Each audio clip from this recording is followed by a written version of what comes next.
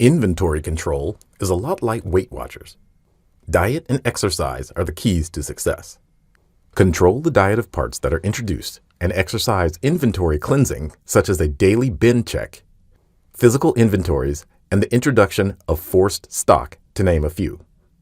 Forced stock is the high-calorie junk food equivalent with little or no sales history that plump up the inventory and have a nasty habit of not selling. And bloated couch potato inventories that just sit on the shelves become obsolete and limit the dealer's ability to produce an optimum ROI. So how can managers trim the fat and keep their investment in fighting shape? Recently, Chuck Hartley joined us for an online workshop to share his thoughts about keeping forced stock under control and boosting inventory ROI. The full 60-minute recording of this discussion is available to Dealer's Edge members only. Dealer's Edge members enjoy access to this workshop as well as our full archive of webinar recordings in streaming video and podcast download format, as well as executive summaries, books, manuals, special reports, and more. Visit dealersedge.com/free trial to see all we have to offer. Inventory diet and exercise discipline are vital for success, and early identification of the true sources of forced stock can help you keep ahead of problems. The first thing you need to handle forced stock is a great parts manager. What makes a parts manager great? First, a proactive approach. In parts inventory management, it takes making a plan for the unplanned to move from a reactive to a proactive zone. Sadly, many fall into the reactive category where problems get ahead of them. Proactive planning requires holistically thinking about your department and inventory, where the elements such as staff, sales, inventory control, etc. are structured to work with and for each other. Looking at the department as an organism, where all pieces function as a whole, gives you the ability to recognize the bigger needs of the department and focus on proactively addressing them, rather than reactively putting out the fires as they are created. Second, they must be goal-oriented. Managers who have a plan do better on customer satisfaction, inventory capital management, overall department growth, and tend to outperform unplanned peers who just show up every day. Without a map that details where to go and how to get there, it is difficult to keep the team on task and get to your destination. It's as simple as that.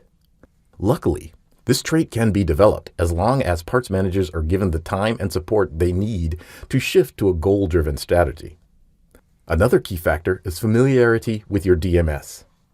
Ongoing optimization of your DMS is the single greatest way to produce a healthy inventory and happy customers. When getting started, we highly recommend auditing your existing DMS and compare that with an outside physical inventory report. This will help you start on the right foot and expose any discrepancies between what your DMS says you have and what's really on the shelf. When auditing, some indicator of where issues can be found are low fill rates, high obsolescence that continues to come back, low inventory turns, and low gross profits.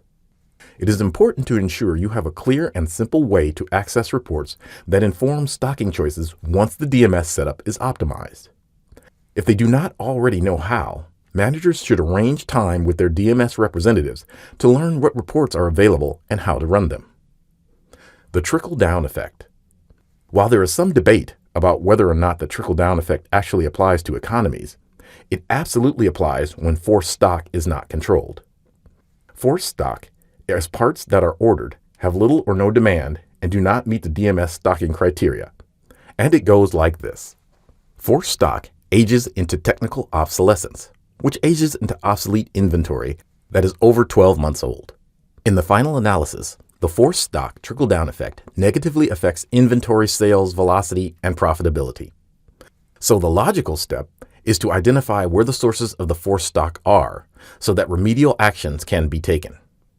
Chuck went on to discuss the 6 most common sources of forced stock, the consequences of forced stock, technical obsolescence, forecasting accrual dollars needed to reduce obsolescence, automatic manufacturer replenishment systems, calculating days supply, and inventory turns. In conclusion, Chuck reiterated that when you control forced stock, inventory performance soars.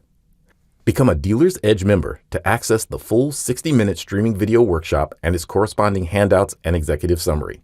Not to mention hundreds of other dealership-specific workshops available in the Dealer's Edge archive 24 hours a day.